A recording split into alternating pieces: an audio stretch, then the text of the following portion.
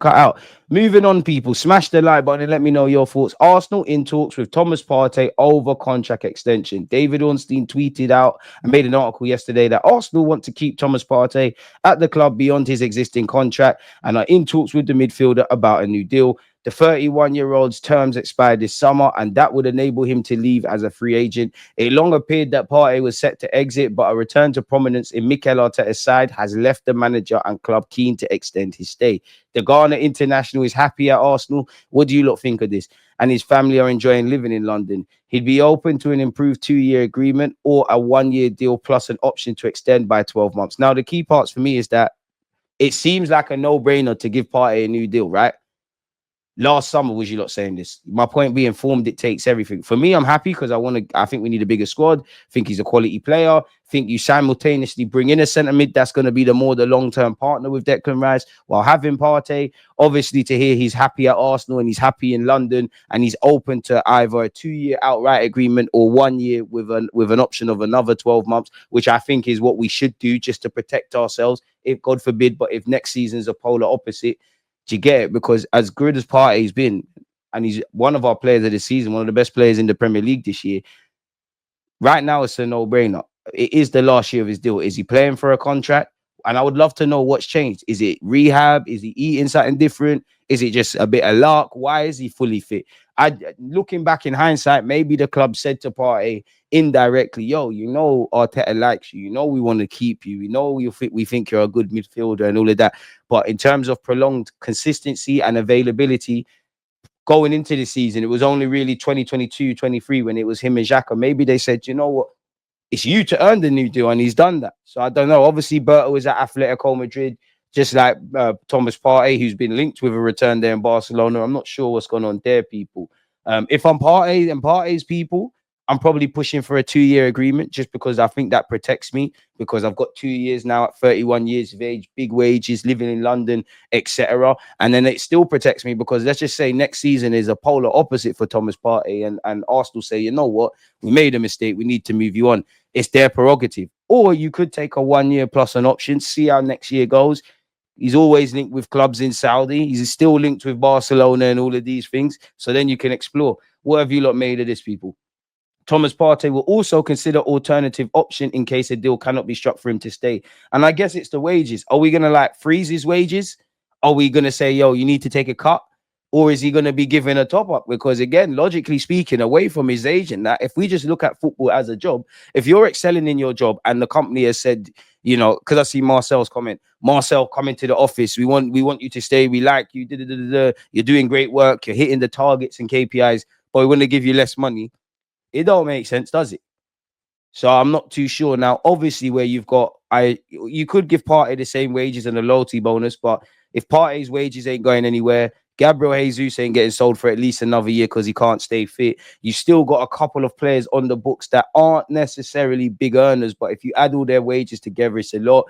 Obviously, I don't think Gyökeres is going to be our highest signing, but if you sign any striker, probably more the Gyökeres or the impossible dream of Isaac, they're going to be on big money. The Sakas, the Salibas, the Gabriel Magalhaes, new deals need to be renewed. So there's a lot of fine-tuning we need to do in the summer. There's actually a lot to do, and it does not surprise me because, again, cast your mind back to 2022-23 and to what would be going into the summer and next season, 25-26. That's a long time for the squad to be together. Certain men that were first names on the team sheet in that period have risen in prominence and maintained that. Certain man, like, you know, you look at Tierney, who was once upon a time our first choice left back, inverted stuff, evolution of the system. You're not that anymore. Zinchenko knows the inverted role down to a T. Not quite, you know, was once upon a time we used to cry if Zinchenko didn't have a good game or he weren't there. We weren't creating nothing if our left back wasn't there. Can't defend, fire hazard. Now you're not the only one that can do the inverted thing, if that makes sense. So it doesn't surprise me. There's where we're kind of at. Obviously, Jorginho's going to cut. That's big wages. That's it, really. Leaving on paper, big money. Zinchenko's on 150 grand a week. Don't know if he's moved on. Trossard is close to 100 odd. He's got a year left on his deal. Not sure what happens there. On paper, Jorginho is leaving. We're still linked with Zubimendi. There's a lot to do. The only thing I would say, Bert is not an idiot without me knowing him. Once you took this job and you got away from the gleam and glamour of Arsenal, you know what you need to do. And I want to put a disclaimer out before I continue in that. we should be buying regardless of what we do in terms of outgoings. But for every club, common sense, there is a degree indirectly of outgoings affecting what you can do in terms of incomings and selling before you can buy and all of this. Because I do think last season, and I think this season, there will be a mandate on clearing out the wages and making the book look a lot healthier, regardless of how positive PSR says. And I think not just this year, but more so the seasons that Bert is here. I do think naturally, if I was the Cronkies, there's a mandate for us to get better at selling as a football club, if I'm completely honest with you. But yeah, man, that's that with Thomas Partey. Also, Sammy Motbell's weighed in and said conversations are ongoing as to whether Arsenal offer Partey a new contract. According to well-placed sources, Andreas Berta's arrival as sporting director has provided an alternative outlook as to whether Partey could have a future beyond this season. Come on, Berta. You know, Berta seems to want a couple players that are ready right now. He wants us to see Partey stay, been linked with Gyökeres. He's on what we're on, which, you know, at Arsenal, once you start getting to 30, 31, we start acting like they need their blue badges and they get freedom passes and whatnot, and they need to be moved on. So we'll have to see. And I have to give credit to Charles Watts, you know, because obviously Sammy Maltbell, David Ornstein, these lot are going to get the credit. But yesterday, Charles Watts, we read this. He said, yeah, for my little sources, apparently things are changing with Thomas Partey. And then obviously you've seen where we're at now. So what would be your thoughts on Partey being in extension talks, people? Is it the right thing? Is it the wrong thing? Now, keeping up the theme with midfielders, apparently David Ornstein has spoken, people, and said David Ornstein says Arsenal are acting as though they've already signed a £51 million player. Would you act like a girl? Or for some of you that are girls, would you act like a girl's your wife if she's not your wife or girlfriend? So I'm not too sure. When I see man holding the shirt, saying I grew up watching this player and that player, then fair enough. Because Zubimendi, there's too much whispers. 1 minute you're signing for Arsenal, then you go in Liverpool, then you're staying at Sociedad, then you go in Real Madrid. Now Real Madrid not on you. Now I don't know, people. Now, to be fair, Zubimendi's not coming out himself and saying this. Neither is any of these players. But there's too much whispers. This is why I always say, for me, nothing bigger than nothing is greater than what we've built here on YouTube and Twitch. Smash the like button. I love the banter, Marcel. I love the chat that we have with Arsenal fans or non-Arsenal fans. But that's where it stops. And I appreciate you lot being part of this community as we try to get to 70k. And I like talking about transfers and seeing what we could talk about and that. But this is as far as it goes. Until man are holding shirts. If he signed for Arsenal tomorrow and he's at London Coley, we can sit here and have different conversations. Is Arteta gonna make Zubimendi at 8? Kind of piggy banking off Rice. Is he the long-term partner for Rice? Can he fit in the Premier League? What happened when he got outpaced by Casemiro and whatnot? But we can't do any of that.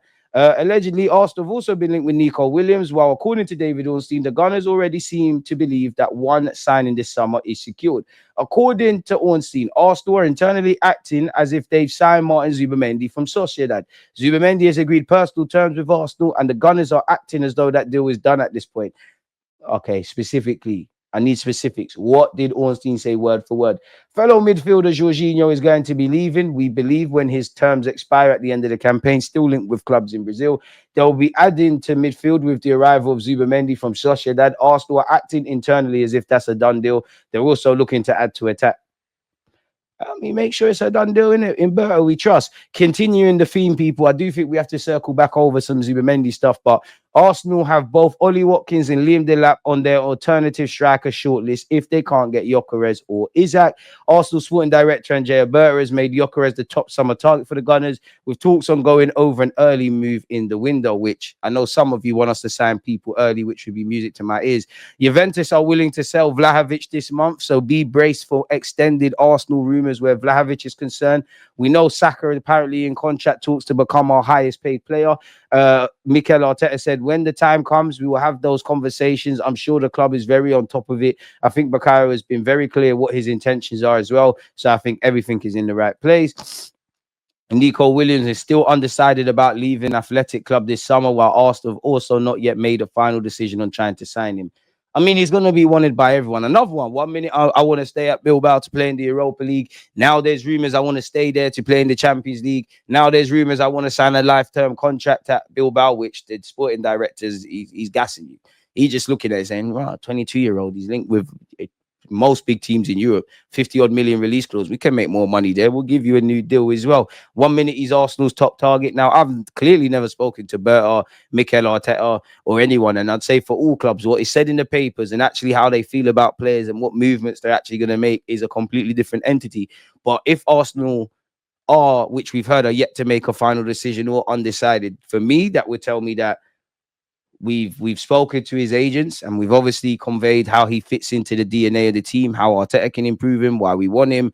Maybe the wages are not an issue, but maybe he's not giving positive signals. Maybe he's undecided on what he wants to do. An indecision is a decision, whether that's staying at Bilbao and signing a new deal, because he is still only 22. The move will happen, whether that's holding out for Barcelona, maybe that's joining another Premier League team that isn't Arsenal, or maybe he doesn't want to leave Spain for whatever reason. All I care about is, by all means, if Williams is your guy, go as far as you can for Williams. But if there's any sort of whatever's going on and Walala going on, move on. Next target, bring in a winger, because I can't not be here. I need to see an inside forward, a striker, a centre mid at the very minimum. And I'd go as far as to say I need a defensive option or two.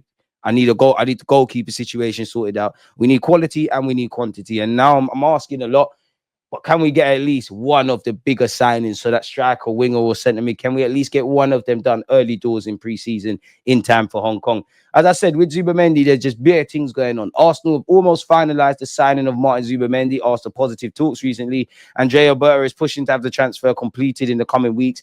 Zubimendi has made Arsenal his priority. But until tomorrow, and it's actually now I want to go to Real Madrid. Circling back on Nico Williams, Arsenal are yet to fully make up their minds on whether they'll make a move to sign Nico Williams, but the player is a key target. Give Me Sports sources have confirmed. While Mikel Arteta would also love to bring him to the club, private suggestions to Give Me Sport have confirmed that although Arsenal are wary of how much Williams is going to demand in terms of salary, the player will not let such an element stand in the way of making a move if that's what he decides to do, people. So they're just bare whispers going on, man. Wanyeri and Miles Lewis-Skelly allegedly are both in the final stages of formalizing new long-term contracts at Arsenal. Berta is concluding the final details of the deals. Is what we want to hear.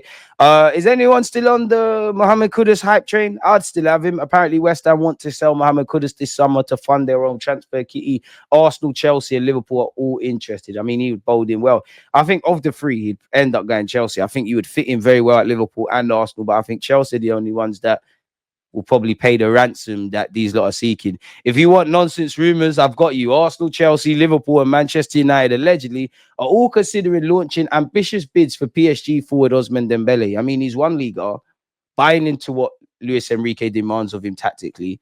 For once, PSG look like a good team, not good individuals, a good team. Semi-finals are the chance, potentially winning it.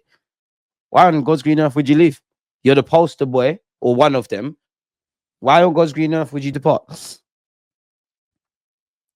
I hear the London aspect where Arsenal and Chelsea, and Arsenal, of these four clubs, we've got one of the best projects. So I'd understand it, but it doesn't make sense. Before we talk about wages and all of that, Liverpool, I'd understand it, but it doesn't make sense going back to what I said about PSG, where Arsenal and Liverpool are concerned. Chelsea, they are living in London. They are a London club. They will give you mad money. They will get their project sorted, but it doesn't make sense leaving Paris for Chelsea.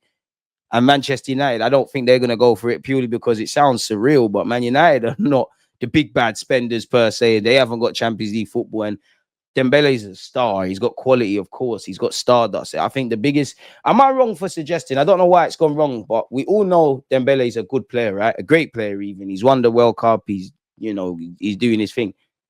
But for one reason or another, I don't think he's going to go down in higher esteem as he should. Like, I think he should, when we're talking about Ballon d'Ors, he should have been someone in that. Like, we should be talking about him and Mbappe as what's the best player for France. I think he's an absolute Bobby Dazzler, man. Arsenal are exploring a possible deal to sign 24-year-old midfielder Sanchez from Athletic Bilbao, apparently. Man United apparently have sought information on Alex Bueno of Villarreal, which I'm sure some Arsenal fans love waffling about. Every day, Joan Garcia of Espanyol, an alleged Arsenal target, is linked with someone else. Now he is being linked with Bayern Munich, who surely Neuer can't play forever. So we'll have to watch that one closely. Moving away from that, what is this? Jorginho is still expected to leave Arsenal as a free agent at the end of the season. Flamengo have already presented their proposal to the player for a free move. No current negotiations ongoing with Neom FC in Saudi Arabia. Go get paid, Jorginho. Aston Villa are set to beat Arsenal and Manchester City to the signing of 18-year-old Rosenberg midfielder Napalm. So another one bites the dust there. I would love this to be true, but I think it's absolute horse poo, people. Manchester City, Liverpool, and Arsenal will all compete with Real Madrid and Bayern Munich for the signature of Florian Wirtz this summer. Leverkusen value him at 103 million. They could lose Xabi Alonso. Man United are plotting moves to sign Bruno Gomes and Adam Wharton, according to Team Talk. If they can get involved, we should be getting involved. And Arsenal apparently have been linked with Andrey Santos from Chelsea, who's at Strasbourg under Liam Rosiner. They've got a couple of players I think Premier League clubs will take a chance on. I don't believe this because surely he's going to get, maybe, you never know. Chelsea might want to balance the books, but surely he gets an opportunity at Chelsea. I mean, to have him, Caicedo, Lavia, I'm probably missing out a player or two. It could be quality, but allegedly, according to Court Offside, maybe because we need a centre mid, Arsenal are interested in Andrey Santos, not 20 years of age, and are exploring the situation with sources informing Court Offside that he's not entirely committed to going back to Chelsea next season. Maybe doesn't know how he fits in. The player could be available for a fee in the region of 45 to 50 million. Scoring a lot of goals in a good moment as well. Wouldn't be against it, and he's Brazilian. Speaking of Brazilians, Arsenal are still linked with Rafinha. According to Bailey, intermediaries have indicated to Arsenal that a summer move for Rafinha is possible, and the Gunners are keeping close tabs on the 28-year-old situation. I don't believe this, people. I do think he's in with a Ballon d'Or shout, but I think that's complete mess. Luis Enrique, I don't know why I'm mentioning this, but maybe this is an insight as to how they will approach Arsenal, people. If we look at the last sentence, obviously they drew with Nantes, who have a low block. We need to know what Arsenal will face. If they score quickly, they might be in a low block thereafter. At the start, they should press more. We will adapt.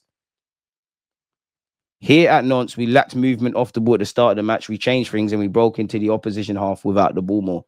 Food for thought heading into Tuesday's Champions League game. Adam Wharton, for me, had a good game against us, where you look at, you know, he can do it all, man. A bit like Rice. He can play progressive passes. I don't know how to terminize it. I wouldn't say dictate the tempo of the game, but he can dictate the tempo of the game, for want of better phrases. He can do the traditional midfield stuff. What a find he is, and he's going to make Crystal Palace stupid money. Allegedly, Arsenal remain hopeful of signing Martin Zubimendi, despite the Real Sociedad midfielder being heavily linked with a move to Real Madrid, as we've said.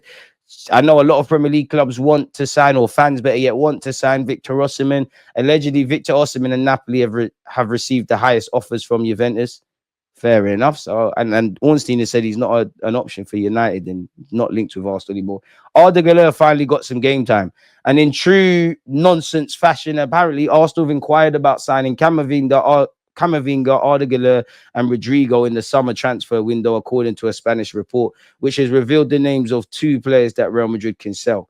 Let's skip to the bulk of things, people. Arsenal reportedly planning a raid on Madrid in the summer transfer window for 3 of their best players. Yeah, right. According to Real Madrid Confidential, Arsenal have inquired about Madrid trio, Camavinga, Güler, and Rodrigo. I mean, they'd all be welcome, and God knows what that would cost for all of them. But Camavinga is one of the best midfielders in Europe and is able to play left back. That's why Arteta wants him in it.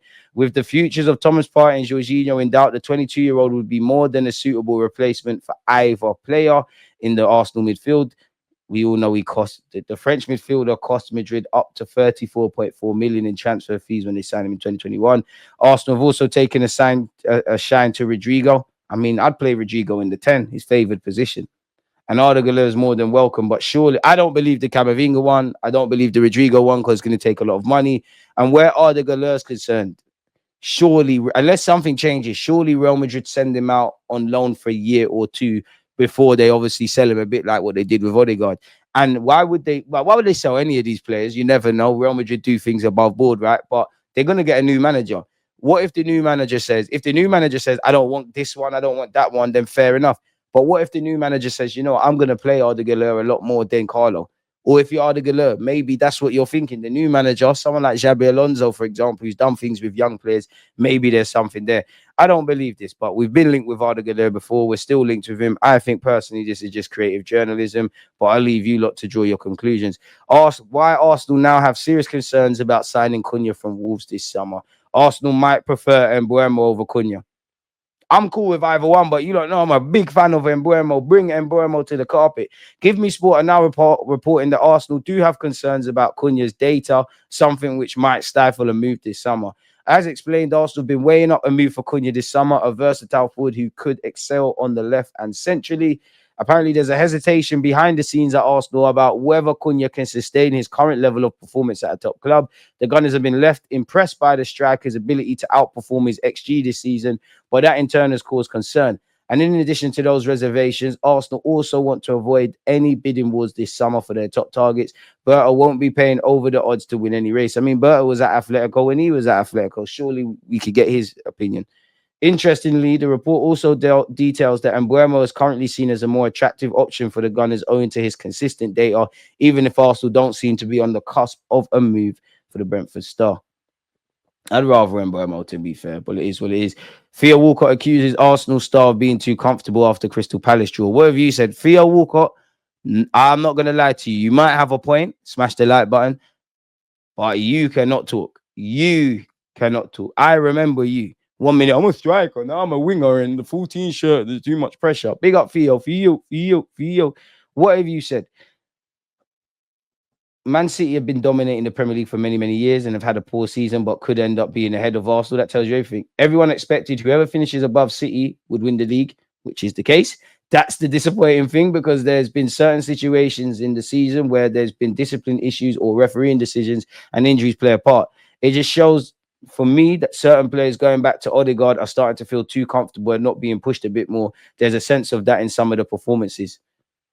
I disagree. I agree and disagree. And to be fair with you, Theo Walcott, you cannot talk because you was at Arsenal where we stunk of comfortability and inconsistent performance, people. So I'm not even going to read. Theo Walcott, remember yourself. Man United will face competition to sign Cunha with Arsenal and Aston Villa among 5 Premier League clubs interested in the Brazilian. Is there any updates? Hendrick would be open to leaving Madrid this summer on loan. Fair enough. We were once upon a time linked with Kirkes, but I can only see Liverpool, Real Madrid, and Manchester City among the clubs battling it out to sign the 21-year-old Bournemouth left back. Right. Felix is already going back to Chelsea. What's going on with Felix? Every minute you're at a club, like it seems like his seasons are the same. He joins a new club, starts actually well, and then you start hearing rhetoric like this. So I don't know what's going on there. So we see if there's any news on this website or any nonsense news at the very least. Aston Villa will be linked with Kevin De Bruyne. What fair play. Arsenal are ready to raid Premier League rivals Chelsea for a star. We've gone over the Santos thing, people. He's been doing quite well. Apparently, Spurs, Newcastle, PSG, and AC Milan are all tracking the midfielder, people. Pardon me. He's been one of the best midfielders in Liga. So it leads in question, what would be the potential price tag? Because if you're Chelsea, pardon me, you want to make as much money as possible, especially, you want to get away from what they're selling. Them and they are selling hotels to themselves and doing all of those kind of banduli things. They're going to have to get away from it. What's this? We'll go over that. Let's change this to the last hour. What's this? We've probably gone over that already. We dropped our standards. We've definitely gone over that. I mean, I like Arda Güler. Bring your boots and shin pads. Mikel Arteta is funny with some of the things he comes out with, but Arsenal early deal for Shamrock Rovers. Ozanvuna.